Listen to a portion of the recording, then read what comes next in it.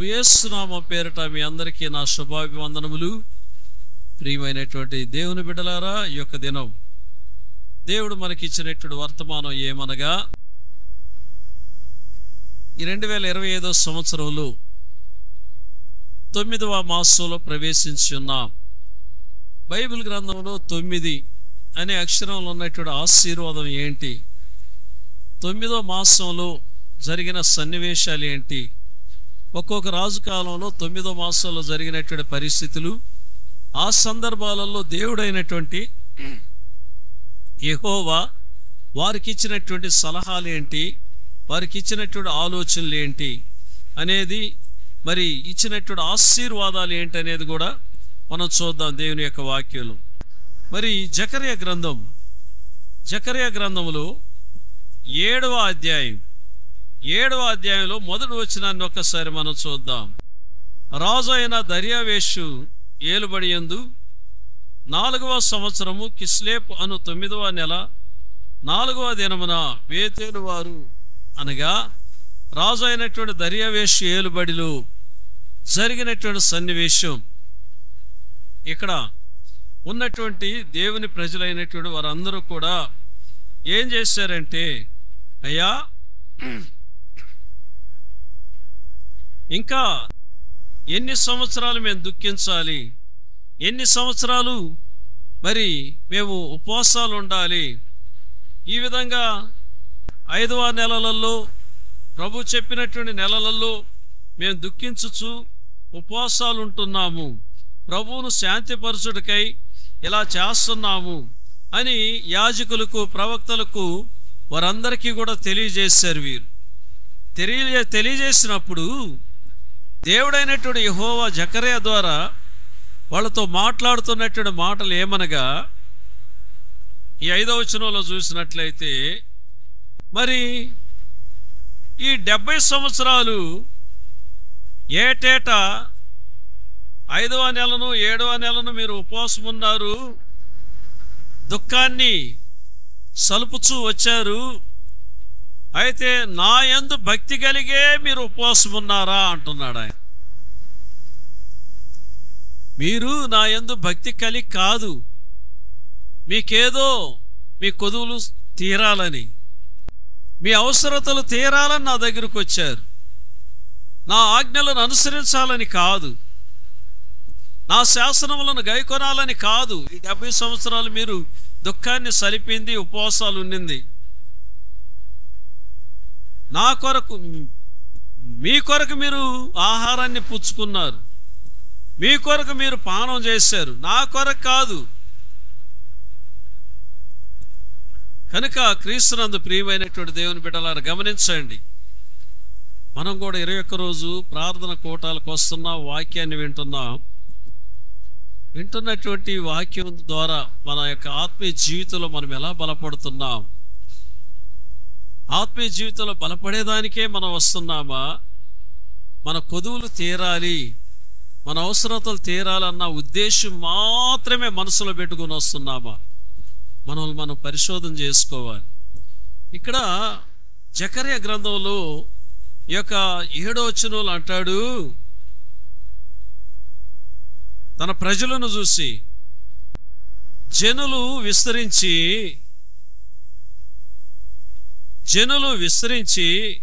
క్షేమంగా ఉన్న కాలమున పూర్వీకులకు ప్రవక్తల ద్వారా యెహోవా ప్రకటన చేసిన ఆజ్ఞలను మీరు మనస్సుకు తెచ్చుకొనకుండా ఉండవచ్చునా అంటున్నాడు. నేను మిమ్మలను మీ సంతతిని విస్తరింపజేశాను,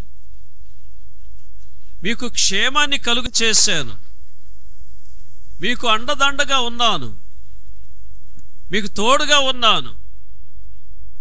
మీరు క్షేమాన్ని అనుభవించేటప్పుడు, సుఖాన్ని అనుభవించేటప్పుడు, నేను ఇచ్చిన ఆశీర్వాదాలను అనుభవించేటప్పుడు నా ఆజ్ఞలను అనుసరించాలని ఏనాడైనా అనుకున్నారా? దేవునికి భయపడాలని ఏనాడైనా అనుకున్నావా? దేవునికి లోబడాలి అని ఏనాడైనా అనుకున్నావా బిడ్డా? జ్ఞాపకానికే తెచ్చుకోలేదు మీరు.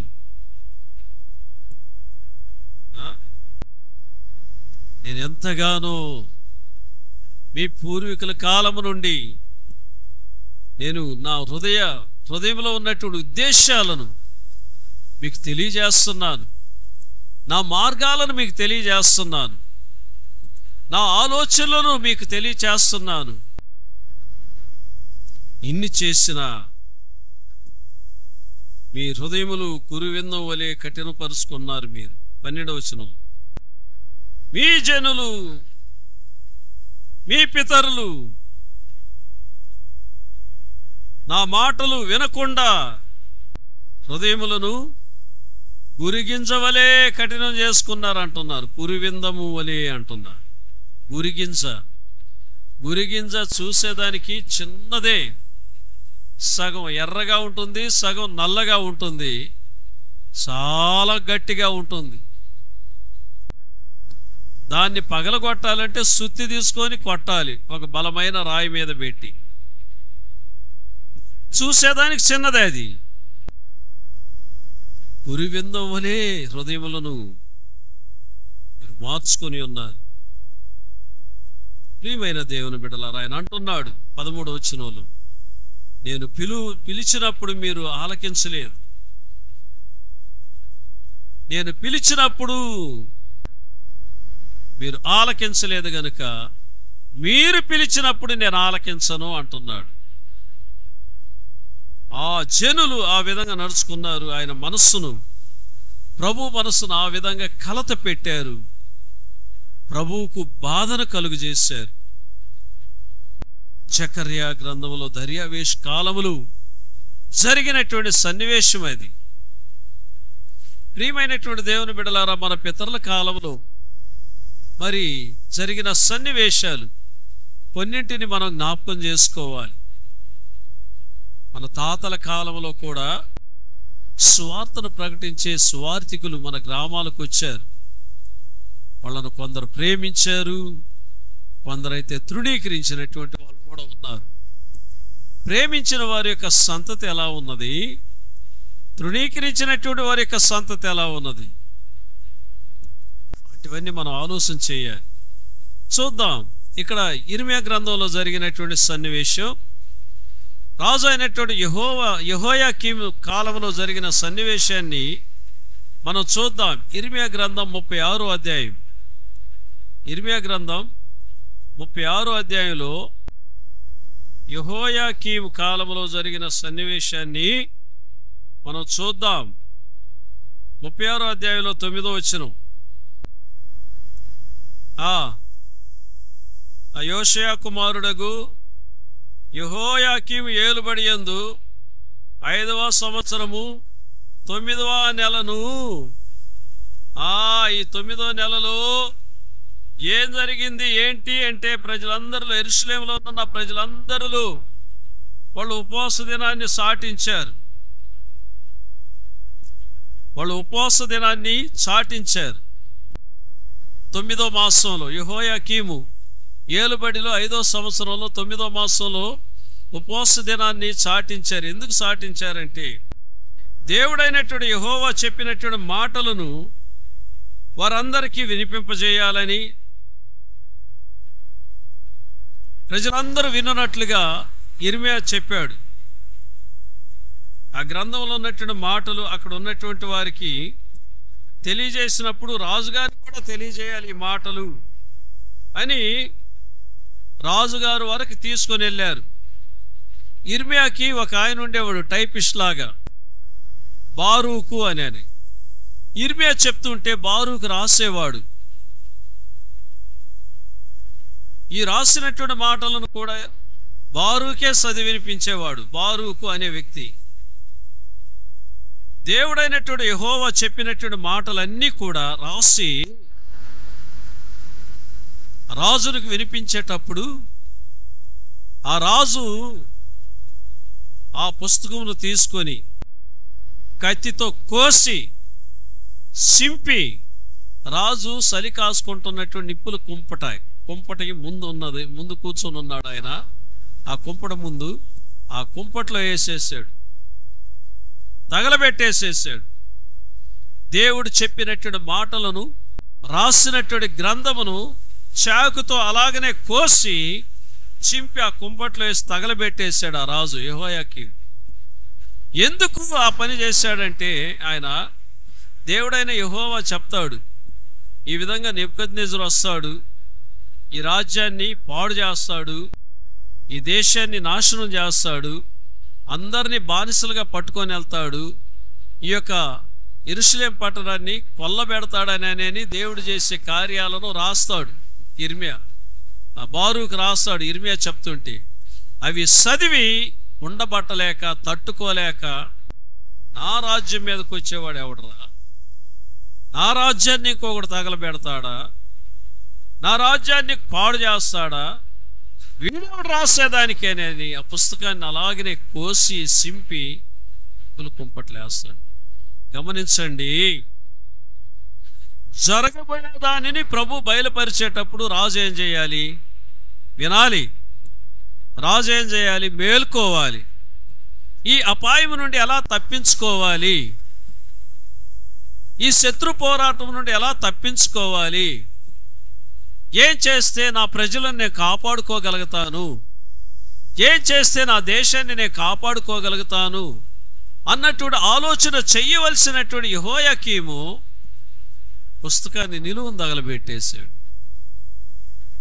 బాగా గమనించండి, ఇక్కడ కొన్ని సందర్భాలలో పరిశుద్ధాత్మ దేవుడు నిన్ను ప్రేమించేటప్పుడు, పరిశుద్ధాత్మ దేవుడు నీ మీద దయ చూపించినప్పుడు, నీ కొరకు కాసుకొని ఉన్నటువంటి ఒక తెగులు, నీ కొరకు కాసుకొని ఉన్నటువంటి ఒక శత్రు పోరాటం, లేదా నీ కొరకు కాసుకొని ఉన్నటువంటి ఒక అపాయం నుండి నువ్వు తప్పించుకోవాలని కొన్ని సందర్భాలలో ఆత్మదేవుడు నిన్ను ప్రేమతో హెచ్చరిస్తూ ఉంటాడు. కొన్ని సందర్భాలలో విననప్పుడు గద్దిస్తాడు. కొన్ని సందర్భాలలో ఏదో ఒక రీతిలో బైబిల్ వాక్యం ద్వారా కూడా నిన్ను హెచ్చరించేటప్పుడు, నీకు తెలియజేసినప్పుడు జ్ఞానం కలిగి మనలను మనం పరిశోధన చేసుకొని, మనలో దేవునికి చేదైనటువంటి కార్యాలు ఏమున్నాయి, నా కుటుంబానికి శాపాన్ని తెచ్చుకునే కార్యాలు ఏమున్నాయి, నాకు నష్టాన్ని తెచ్చుకునే కార్యాలు ఏమున్నాయి, నా బిడ్డలకు నష్టాన్ని, కష్టాలను, శాపాలను తెచ్చిపెట్టే కార్యాలు ఒక తండ్రిగా నాలో ఏమున్నాయి, ఒక తల్లిగా నాలో ఏమున్నాయి, లేదా నా భవిష్యత్తును భంగం చేసుకునే, పాడు చేసుకునే కార్యాలు నాలో ఏమున్నాయి అని పరిశోధన చేసుకుంటే తప్పించుకుంటాం. పరిశోధన చేసుకొని ప్రభువుకు అప్పచెప్పుకొని బ్రతుకును మార్చుకుంటే తప్పించుకుంటాం. అలా కాదు, ఈ బైబిల్ ఎప్పుడు తెరిచినా ఇలాంటి మాటలే, నన్ను గద్దించే మాటలే వస్తున్నాయని సింపి పారేస్తే నీకు నీవే నేనెత్తిన నిప్పులు పోసుకున్నటువంటి వ్యక్తి అవుతావు. నేను మందిరానికి వచ్చినప్పుడు ఎప్పుడు వాక్యం వినాలన్నా నన్ను తిట్టిపోస్తున్న మాటలాగానే ఉన్నాయి, ఎప్పుడు గద్దింపేనా. అందుకే ఈ పాస్టర్ గారి యొక్క ఎదురుగా నేను రాను అని అనుకుంటారు కొందరు. ఈ సేవకుడు అంటే నాకు ఇష్టం లేదనుకుంటారు, మాట్లాడేదానికి ఇష్టపడరు, ఎదురుగా వచ్చేదానికి ఇష్టపడరు. ప్రియమైనటువంటి దేవుని బిడ్డ, విషయం అది కాదు. నిన్ను ప్రేమిస్తున్నటువంటి ప్రభు నిన్ను హెచ్చరిస్తున్నాడన్న సంగతి నువ్వు మర్చిపోయి పప్పులో అడిగేస్తున్నావు. యెహోయాకీము అదే చేశాడు. తర్వాత ప్రభు మాట్లాడాడు ఇర్మియాతో, ఇర్మియా నువ్వు మరలా పుస్తకాన్ని రెడీ చేసుకో, నేను చెప్పే మాటలు అవే మాటలు రాసిపెట్టు. బారూకు ఇర్మియా చెప్పే ప్రతి మాటను రాసి పెడతాడు. ఇంకా దేవుడు బయలుపరిచినటువంటి మాటలు అనేక విషయాలను రాస్తాడు. రాసినటువంటి ఆ పుస్తకంలో మరలా అదే మాటలు ఏంటి? 36వ అధ్యాయంలో 29వ వచనంలో ఏం చెప్తున్నాడు ఆయన? రాజు అయినటువంటి యెహోయాకీమును గూర్చి నీవి మాట చెప్పవలెను. యెహోవా సెలవిచ్చినదేమనగా, బబులోను రాజు నిశ్చయముగా వచ్చి ఈ దేశమును పాడు చేసి అందులో మనుషులైనను జంతువులైనను ఉండకుండా చేయనని ఇందులో నీవేళ రాసితువని చెప్పి ఈ గ్రంథమును కాల్చివేస్తువే. యెహోయాకీము కాల్చేశావు, దేవుని మాటలను ధిక్కరించావు, కాబట్టి ఇప్పుడు నీ స్థితి ఎలా ఉంటుందో చూడయ్యా అని 30వ వచనంలో చెప్తున్నాడు. చూడండి జాగ్రత్తగా బైబిల్ గ్రంథాలను తీసి పెట్టుకోండి. ఇర్మియా గ్రంథం 36వ అధ్యాయంలో 30వ వచనం, అందుచేతను యోధా రాజైన యెహోయాకీమును గూర్చి యెహోవా ఈ మాట సెలవిచ్చుచున్నాడు.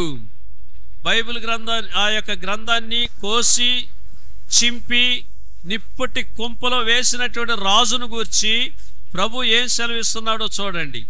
దావీదు యొక్క సింహాసనం మీద ఆసీనుడగుటకు అతనికి ఎవడునూ లేకపోవును. ఇంకా యెహోయాకీం తర్వాత దావీదు సింహాసనం మీద, ఆ రాజు సింహాసనం మీద కూర్చోవడానికి ఇంకెవడు ఉండడు. తర్వాత అతని శవము పగలు ఎండపాలు, రాత్రి మంచు పాలు అగును. ఎంత ఘోరం కదా, ఎంత భయంకరమైనటువంటి. యెహోయాకీము యొక్క శవము పగలు ఎండపాలు, రాత్రి మంచు పాలు. అనగా వీడు సమాధి చేసే దిక్కు కూడా ఉండరు.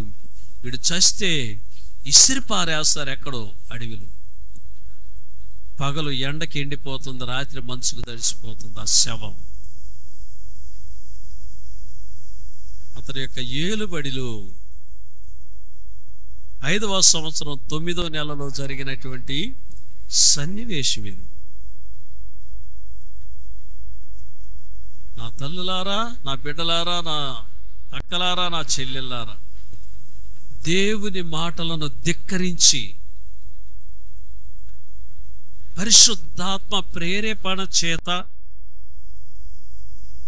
దేవుని వాక్యాన్ని, సువార్తను నీ క్షేమం కొరకు, నీ ఆశీర్వాదం కొరకు, నీ మేలు కొరకు, నీ అభివృద్ధి కొరకు భారముతో ప్రార్థనాపూర్వకముగా నీకు ప్రకటిస్తున్నటువంటి దైవజనుణ్ణి ఎన్నిసార్లు ఏమనుకున్నావు? నీ మేలును కోరే దేవుని సేవకుణ్ణి ఎన్నిసార్లు ధిక్కరించుంటావు? ఎన్నిసార్లు నిర్లక్ష్యం చేస్తుంటావు? అలాంటి వారికి కలిగే అంతం చాలా భయంకరమైనటువంటిదని ఇర్మియా గ్రంథములు ఈ 36వ అధ్యాయములు ఈ 30వ వచనం ద్వారా మనం తెలుసుకుంటున్నాం. ఈ 9వ మాసంలో ఈ సత్యాన్ని ఎరుగుతున్నటువంటి బిడ్డ, ఈ వాక్యాన్ని వింటున్నటువంటి బిడ్డ, దేవుని మాటలను ధిక్కరించి, దేవుని మాటలను నిర్లక్ష్యం చేసి వాళ్ళ యొక్క సొంత మార్గాలలో వెళ్ళే వాళ్ళ యొక్క స్థితి ఎలా ఉంటుందని ఎరిగినటువంటి బిడ్డ, హగ్గై గ్రంథానికి వద్దాం. 2వ అధ్యాయం 10వ వచనం. ఆగాయ్ 2వ అధికారం 10వ వచనం. హగ్గై గ్రంథం 2వ అధ్యాయము 10వ వచనం. బైబిల్ గ్రంథాలు ఉన్నటువంటి వాళ్ళందరూ కూడా చూడండి. మరియు దర్యావేషు ఏలుబడి యందు 2వ సంవత్సరము 9వ నెల 24వ దినమున యెహోవా వాక్కు ప్రవక్త హగ్గయికి ప్రత్యక్షమై సెలవిచ్చినదేమనగా అంటున్నాడు. దర్యావేష్ కాలంలో జరిగినటువంటి సన్నివేశం 9వ నెలలో ఆయన ఏలుబడిలో 2వ సంవత్సరం 9వ నెలలో జరిగినటువంటి సన్నివేశం. ఈ ప్రజలు, ఈ జనులు మరి ఎన్నో బాధలు, ఎన్నో కష్టాలు, ఎన్నో వేదల మధ్యలో దేవుని మందిరమును కట్టడానికి, దేవుని మందిరాన్ని మరి స్థాపించడానికి ప్రయాసపడినటువంటి వారు వీళ్ళు. వాళ్ళతో ప్రభు అన్నాడు 9వ వచనంలో చూస్తే, హగ్గై గ్రంథం 2వ అధ్యాయం 9వ వచనంలో, ఈ కడవరి మందిరం యొక్క మహిమ మునుపటి మందిరం యొక్క మహిమను మించునని సైన్యములకు అధిపతియగు యెహోవా సెలవిచ్చుచున్నాడు, ఈ స్థలమందు నేను సమాధానము నిలుపును అనుగ్రహించెదను. ఇదే సైన్యములకు అధిపతియగు యెహోవా అని చెప్పి 10వ వచనంలో 9వ నెలలో జరిగే కార్యక్రమాలను గురించి చెప్తున్నాడు. వీళ్ళు ఎన్నో బాధలు, ఎన్నో కష్టాలు, పొలాలు పండ్ల,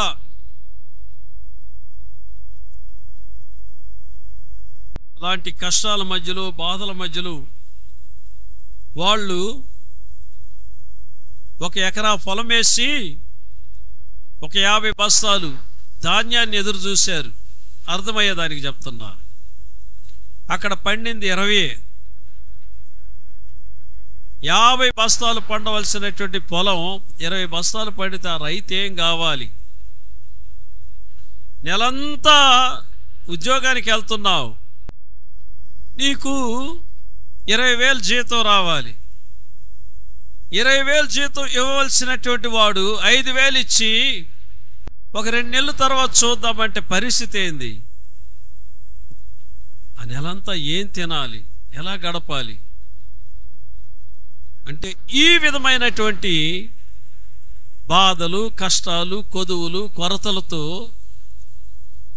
జనులు కృంగిపోయి ఉన్నారు. ఇలాంటి పరిస్థితుల్లో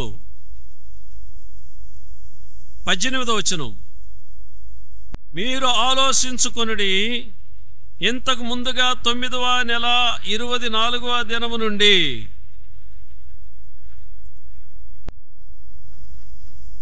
యెహోవా మందిర పునాది వేసిన నాట నుండి మీకు సంభవించిన దానిని ఆలోచించుకొనుడి. కొట్లలో ధాన్యమున్నదా? 19వ వచనం, ద్రాక్ష చెట్లైనను, అంజూరపు చెట్లైనను, దానిమ్మ చెట్లైనను, ఒలీవ చెట్లైనను ఫలించకపోయిన కదా. మనం దేవుని పని చేస్తున్నాం, దేవునికి మనం ఇస్తున్నాం, దైవజనులను ఆదరిస్తున్నాం, దైవజనులను మనం ప్రేమిస్తున్నాం, దేవుడు మనల్ని ఆశీర్వదిస్తాడని మీరు ఎన్నో చేశారు. కానీ నువ్వు ఎదురు చేసినటువంటిది జరగలా. నువ్వు అనుకున్నది జరగలా.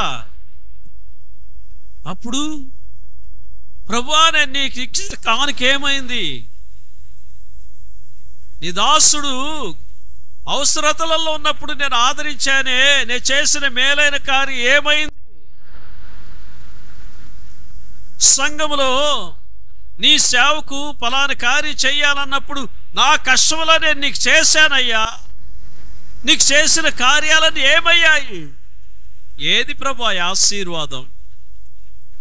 ఏది ప్రభు ఆ సంతోషం? ఏది ప్రభు ఆ సమాధానం? నేను చేసినవన్నీ ఏమయ్యాయి ప్రభువా? నేను ఇచ్చిందంత వ్యర్థమేనా? నేను చేసిందంత వ్యర్థమేనా?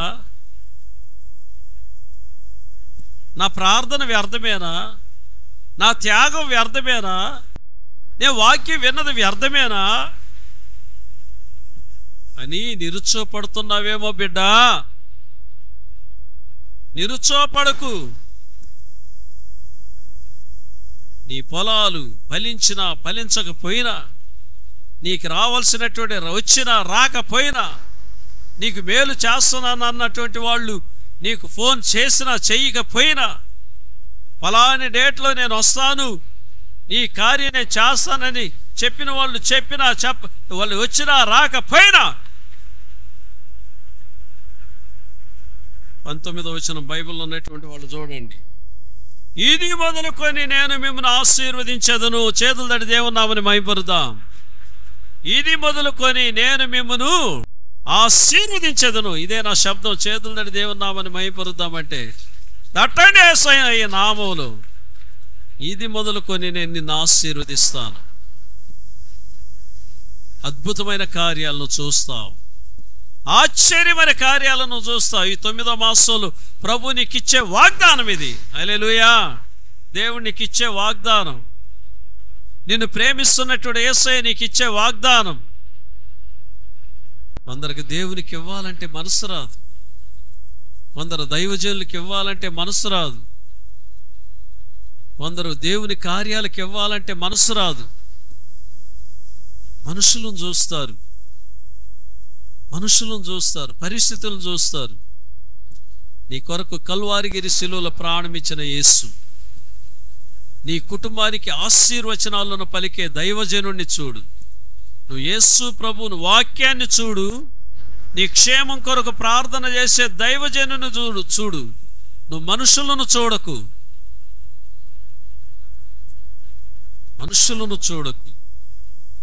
నిన్ను ఆశీర్వదించే దేవుడు నీకు వాగ్దానాన్ని ఇస్తున్నాడు ఆయన.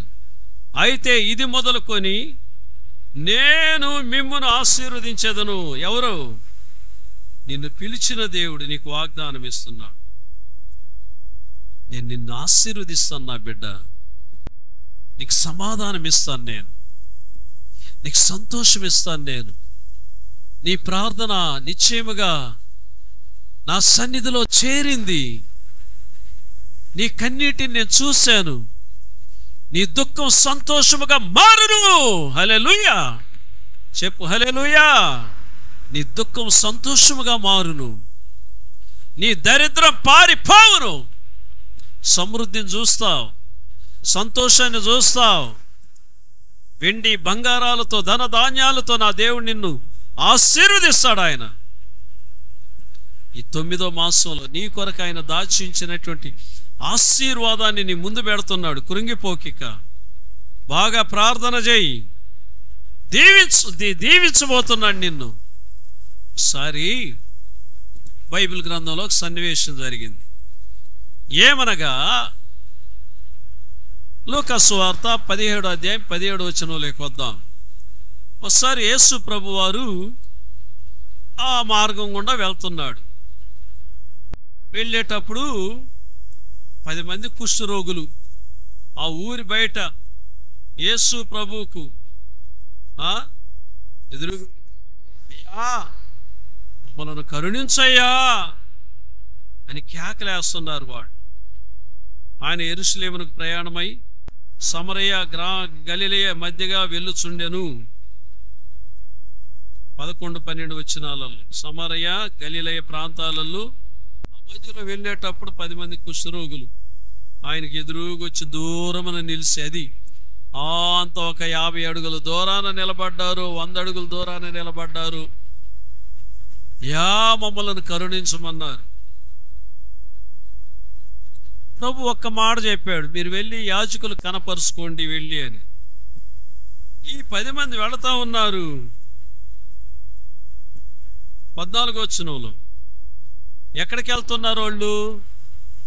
యాజకుడు ఎక్కడ ఉంటాడు? దేవాలయంలో ఉంటాడు. వెళతా ఉన్నారు యాజకులకు కనపరుచుకోవాలని. అంత దూరం వెళ్ళలా, మధ్యలోనే శుద్ధులైపోయారు. వాళ్ళు బాగైపోయారు. కుష్ఠరోగం పోయింది, వాళ్ళ బాధ పోయింది, వాళ్ళ దుఃఖం పోయింది, వాళ్ళ అవమానం పోయింది, వాళ్ళ నిందలు పోయాయి. ఒకటి సంతోషం, ఒకటే ఆనందం. శరీరాన్ని చూసుకుంటున్నారు. ఆశ్చర్యం, వాళ్ళకి అర్థం కాల. యేసు ప్రభు దగ్గరికి వచ్చాడు. వచ్చి ప్రభువును స్తుతిస్తున్నాడు గొప్ప శబ్దంతో దేవుని మహింపరచుచు ఆయనకి కృతజ్ఞతాస్తుతులు చెల్లిస్తూ ఆయన పాదముల మీద సాగిలపడి కృతజ్ఞత చెప్తున్నాడండి. దేవుని మహింపరుస్తున్నాడు. నా దేవునికే స్తోత్రం. అప్పుడు అడుగుతున్నాడు ప్రభు, మీరందరూ వెళ్ళింది 10 మంది కదా, 10 మంది బాగయ్యారు కదా, 10 మంది శుద్ధులయ్యారు, ఆ 9 మంది ఎక్కడా అని. హల్లెలూయా. ఆ 9 మంది ఎక్కడ? ప్రియమైన దేవుని కుటుంబ జీవితాలలో, మన బ్రతుకులలో ఎప్పుడు కూడా దేవుడు మేలు చేసేదానికే మన కొరకు ఉంటాడు. దానితో పాటు ఆయన హెచ్చరిస్తూ ఉంటాడు. మేలు చెయ్యాలనుకున్న ప్రభు హెచ్చరిస్తాడు, మేలు చెయ్యాలన్న ప్రభు గద్దిస్తాడు. మేలు చేయాలన్న ప్రభు ఆలోచన చెప్తాడు. ఇవన్నీ తొంగలో దొక్కి నీ ఆలోచన నాకొద్దు, నీ హెచ్చరిక నాకొద్దు, నీ గద్దింపు నాకొద్దు అన్నటువంటి వాళ్ళకి నేను చెప్పలేను. కనుక ప్రభు 9లో ఉన్నటువంటి ఆశీర్వాదం గొప్పది. ఈ 9వ మాసంలో ప్రభు అంటున్నాడు, ఇది మొదలుకొని నేను మిమ్మను ఆశీర్వదించదను. నీ ప్రార్థన నేను ఆలకించాను, నీ విజ్ఞాపన నేను విన్నాను, నీ కన్నీటిని నేను చూశాను. కనుక నీవు ఆశీర్వదింపబడిన తరువాత నువ్వు పొందవలసిన కార్యాలు ఏమనగా, గలతీయులకు రాసిన పత్రిక 5వ అధ్యాయము 2వ వచనం నుండి చదువు, 22 నుండి చదువు. గలతీయులకు రాసిన పత్రిక 5వ అధ్యాయము 22వ వచనం చూడండి ఒకసారి. అయితే ఆత్మ ఫలమేమనగా ప్రేమ, సంతోషము, సమాధానము, దీర్ఘశాంతము, దయాళత్వము, మంచితనము, విశ్వాసము, సాత్వికము, ఆశా నిగ్రహం. ఎన్ని కార్యాలు ఇవన్నీ కూడా 9. ఈ 9వ మాసంలో ప్రభు నీకు ఒక ఆశీర్వాదకరమైనటువంటి వాగ్దానాన్ని చేశాడు.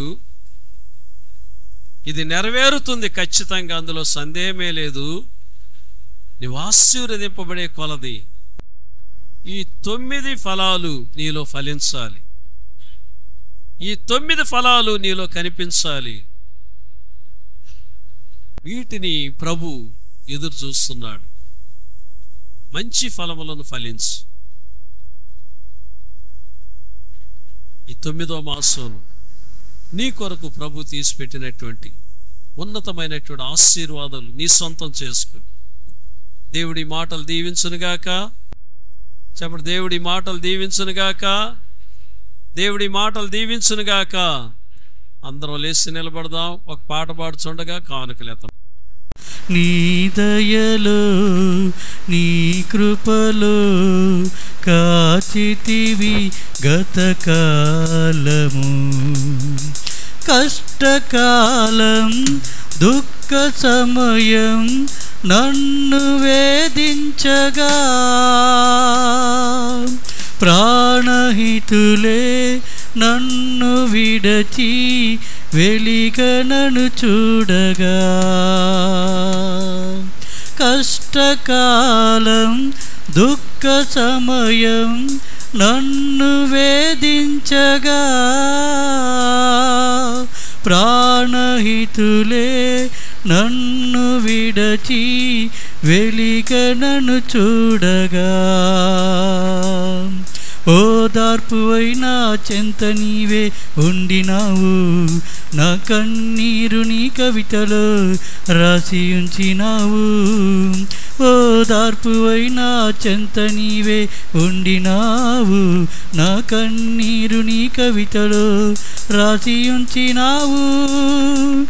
ఏమి అద్భుత ప్రేమయా, ఏ రీతి పాడనయా, నీవే నా మార్గము, నీవే నా జీవము, నీవే నా గమ్యము, నీవే నా సర్వము, నా మనసు తీర నిన్ను పాడే పొగడెద దేవా. నీ దయలో నీ కృపలో కాచితివి గతకాలము, నీ దయలో నీ నీడలో దాచుమయ జీవితాంతము. హల్లెలూయా. మా పరలోకపు తండ్రి, 9వ మాసములో ఒక్కొక్కరి యొక్క కాలంలో జరిగినటువంటి సన్నివేశాలను ప్రభువా మేము వాటిని పరీక్షించి తెలుసుకోగలిగే ఒక భాగ్యాన్ని మీరు మాకు ఇచ్చారు. ప్రభువా, ఈ వాక్యం విన్నటువంటి బిడ్డలు ఈ 9వ మాసంలో మరి ఏ విషయం కొరకు నీ సన్నిధానంలో విజ్ఞాపన చేస్తున్నారు ప్రభువా, నీ బిడ్డల యొక్క బలహీనతలు ఏంటో, నీ బిడ్డల యొక్క పరిస్థితులు ఏంటో నువ్వు ఎరిగిన దేవుడివి నాయన. అయ్యా, మా ప్రార్థనలను ఆలకించి మేము ఎన్న శక్యము కాని ఆశ్చర్యమైన కార్యాలను మా కొరకు మీరు చేయడానికి సంసిద్ధులై ఉన్నారు ప్రభువా.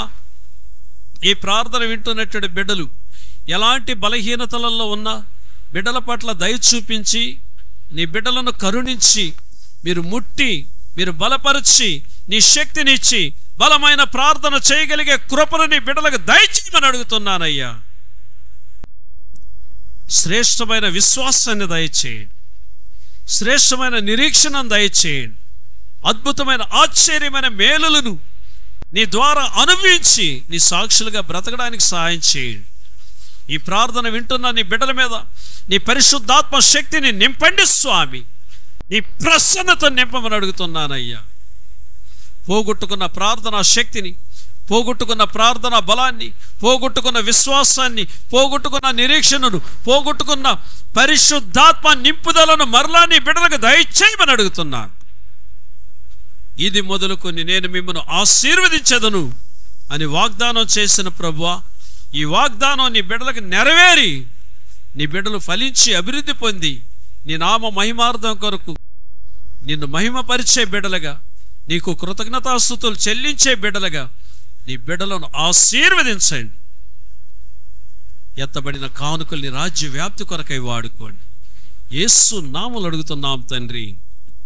పరలోకమందున్న మా తండ్రి, నీ నామం పరిశుద్ధపరచబడునుగాక, నీ రాజ్యం మాకు వచ్చునుగాక, నీ చిత్తం పరలోకమందు ఎలాగ నెరవేరుచున్నదో భూమి యందును అలాగ నెరవేరునుగాక.